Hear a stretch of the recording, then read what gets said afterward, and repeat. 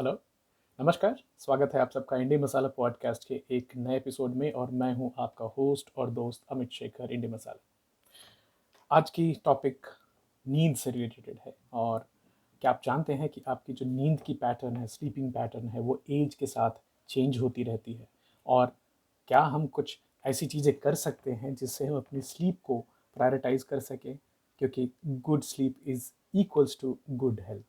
तो आज हम कुछ साइंटिफिक चीज़ें आपसे शेयर करने वाले हैं। स्टेजेस ऑफ स्लीप क्या होती है, उम्र के साथ नींद का क्या संबंध है, क्या कुछ हार्मोनल कनेक्शंस होते हैं, क्या हम अपने लाइफस्टाइल में कुछ चीज़ें ऐसी कर सकते हैं जिससे हमारी ओवरऑल स्लीप क्वालिटी इंप्रूव हो सके। तो उम्मीद है आपको एपिसोड अच्छी लगेगी। चलिए शुरुआत करते हैं। थोड़ा सा फ़नी है कि जब भी आपके छोटे बच्चे रहते हैं तो आप बच्चों को सुलाने की कोशिश करते हुए ये बोलते हैं कि हे भगवान, ये रात भर शांति से सोए। और ये सारे जो पेरेंट्स हैं वो इस दौरान से गुजर चुके हैं। बट वही एक समय आता है कि जब भी आप खुद बूढ़े होते हैं तो आप वही प्रेयर खुद के लिए बोलते हैं कि हे भगवान, आज रात में शांति से सो पाओ।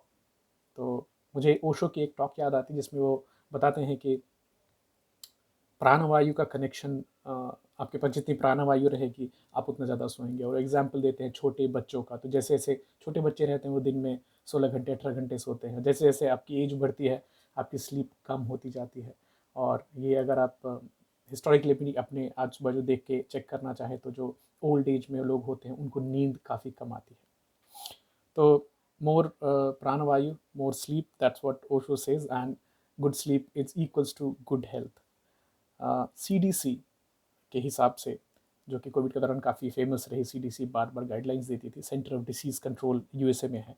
तो लैक ऑफ स्लीप जो है, नींद का कम होना, ये डिप्रेशन का कारण है, हार्ट डिसीज़ और टाइप 2 डायबिटीज़ मेलिटस में भी एक महत्वपूर्ण कारण बनता है। तो how much sleep is good, कितना नींद हमारे लिए उपयुक्त है। तो healthline.com ने एक काफ़ी रिसर्च आर्टिकल निकाली, उसके हिसाब से स्लीप इम्पॉर्टेंस कांस्टेंट है आपके थ्रू आउट लाइफ में, लेकिन इसकी अमाउंट चेंज होती रहती है। तो जैसे सीडीसी के हिसाब से 13 से 18 साल की उम्र में 8 से 10 घंटे 24 घंटे में सोना इम्पॉर्टेंट है। आई रिपीट अगेन, जब भी आपके बच्चे 13 से 18 साल की उम्र में है तो उनकी जो नींद है वो 8 से 10 घंटे प्रतिदिन होनी चाहिए। 18 से 60 साल की उम्र में 7 घंटे की नींद ओके है। 61 to 64 years, 7 to 9 hours again needed, and more than 65 years, 7 to 8 hours of sleep is needed per day. The national institute of ageing के हिसाब से ये कहना कि जैसे जैसे आपकी नींद बढ़ती है आपकी स्लीप की रिक्वायरमेंट कम होती जाती है, ये एक मिथ है, इसमें सच्चाई नहीं है। हालांकि दिन में 9 घंटे से ज़्यादा 24 घंटे के पीरियड में सोना ये छोटे बच्चों के लिए, एडल्ट जो बड़े हो रहे हैं मतलब 25 साल तक की उम्र के लिए ठीक है। जो बीमारी से रिकवर हो रहे हैं उनके लिए ठीक है। जो बहुत दिनों से नहीं ठीक से सो पाए, स्लीप डिप्राइव है, उनके लिए ठीक है। अदरवाइज नॉर्मल स्वस्थ इंसान को 9 घंटे से ज़्यादा नहीं सोना चाहिए। जैसे जैसे आपकी उम्र बढ़ती है तो ओल्ड एज में आपकी जो रेम स्लीप है, रैपिड आई मूवमेंट स्लीप, उसकी क्वालिटी कम होती जाती है। आपकी जो सर्कैडियन रिदम है, बॉडी की क्लॉक है, वो चेंज होती है एज के हिसाब से।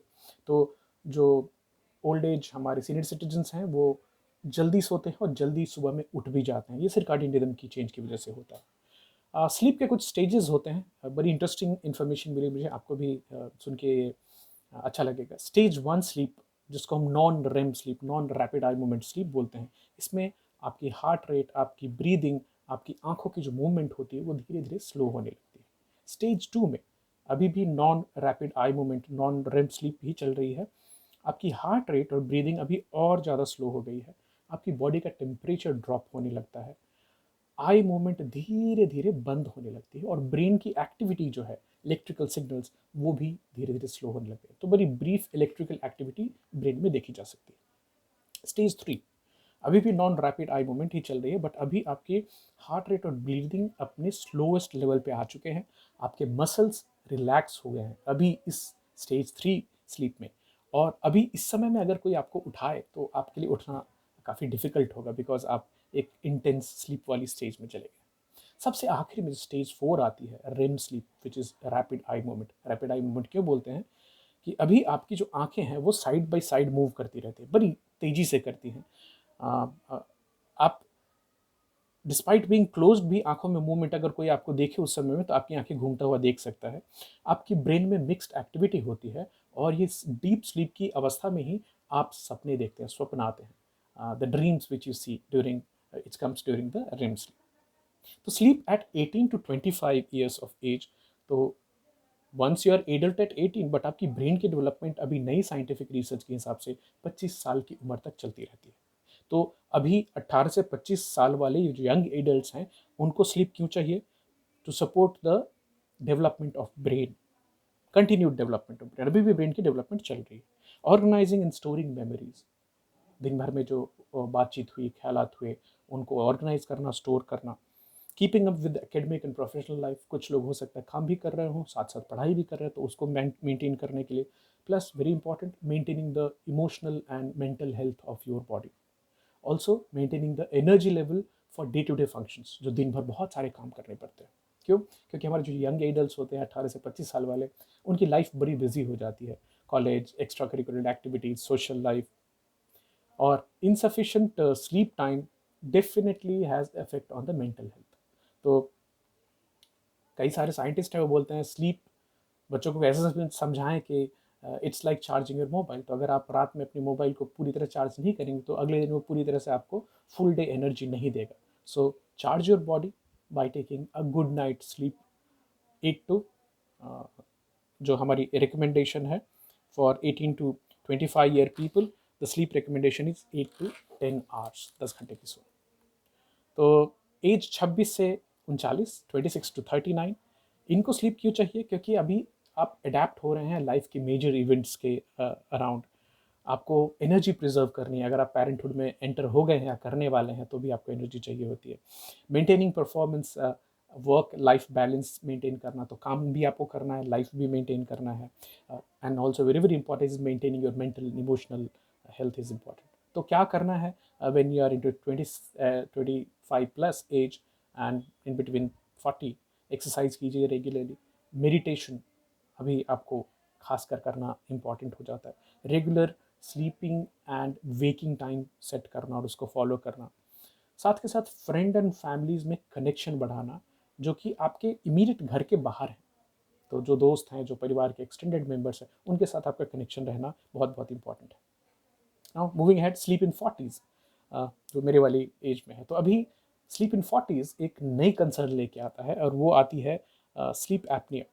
तो नींद में सांस की कमी होना, रिड्यूस स्लीप क्वालिटी होती है, दिन में थकान, फटीग और स्लीपीनेस, नींद आना दोपहर में देखी जा सकती है। हार्मोनल चेंजेस होते हैं और साथ के साथ मेटाबॉलिकली जो सबसे इंपॉर्टेंट स्लीप हार्मोन है मेलाटोनिन, उसकी प्रोडक्शन बॉडी में कम होने लगती है। तो हमें 40s में स्लीप क्यों चाहिए? First, mental and emotional health balance के लिए, to recover from the stress of life which we are going through, and also if you are exercising, exercise recovery के लिए।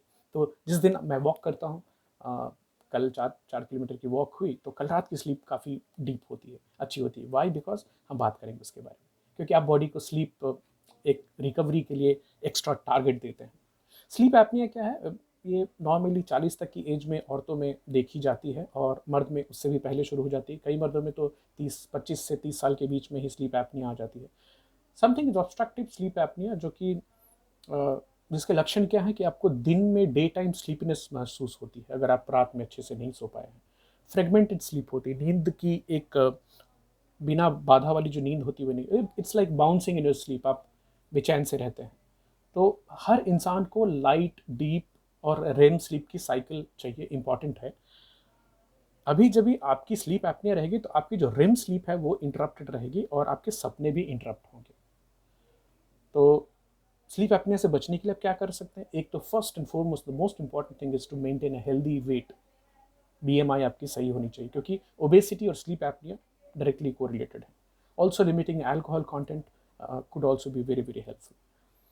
हार्मोनल चेंजेस क्या होते हैं? तो this is the age between 40 to 50 जहाँ तक ज़्यादातर औरतें जो हैं उनको मेनोपॉज होता है। और ये देखा गया कि पोस्ट मेनोपॉजल वीमेन, जिनको 40 से 59 एज में मेनोपॉज हुआ है, उनको सोने में, नींद में जाने में डिफ़िकल्टी होती है और ज़्यादा देर तक सोए रहने में भी डिफ़िकल्टी होती है। क्यों? कारण कि बॉडी में एस्ट्रोजन के लेवल्स कम हो गए हैं, नींद में पसीना आता है, और ये सब एक इंसोम्निया वाली स्थिति क्रिएट करते हैं। ओवरऑल मेल हो या फीमेल हो, मेलाटोनिन की प्रोडक्शन आपकी बॉडी में कम हो जाती है। 40 का एज आते हैं, 40 to 45 के एज में मेलाटोनिन की प्रोडक्शन कम होने लगती है, जो कि स्लीप हार्मोन है। और आप पूछेंगे इसको इम्प्रूव करने के लिए क्या कर सकते हैं, तो एक्सरसाइज तो एक अच्छी चीज़ है ही, साथ के साथ reducing the amount of white light, जो ब्राइट लेड लाइट वाइट होती है, तो शाम को जितना कम रोशनी रखेंगे, चकाचौंध कम रखेंगे, लाल रोशनी आसपास रहेगी, तो मेलाटोनिन प्रोडक्शन इंक्रीज होती है। साथ के साथ पिस्ताशियोज काफ़ी हेल्प करता है मेलाटोनिन के लेवल्स को इंक्रीज़ करने में। साथ के साथ आपको सप्लीमेंट्स भी मिलते हैं मार्केट में मेलाटोनिन के, हालांकि ये डॉक्टर की सलाह के साथ ही इन सबको करें। एक्सरसाइज काफ़ी यूज़फुल होता है, तो अगर आप 45 के ऊपर हैं और 40 के ऊपर हैं और हर दिन कम से कम 30 मिनट की एरोबिक एक्सरसाइज, जॉगिंग, वॉकिंग जो भी करते हैं, बहुत स्ट्रेन्यूस नहीं करनी है, क्योंकि अभी आप उस एज से आगे निकल गए हैं। और तो आप क्या करते हैं, आप अपने बॉडी को एक ज़्यादा रिपेयर करने का टारगेट देते हैं, और जो कि फिजिकल एक्सर्शन से आता है, तो स्लो वेव डीप स्लीप उस दिन आप देख सकते हैं जिस दिन आप एक्सरसाइज करें। तो जो मेरी उम्र के लोग हैं, 40 से 60 के बीच वाले, 30 मिनट दिन का एक्टिव होना, एक्सरसाइज करना इंपॉर्टेंट है, जो कि आपकी डीप स्लीप की क्वालिटी को इम्प्रूव कर सकता है।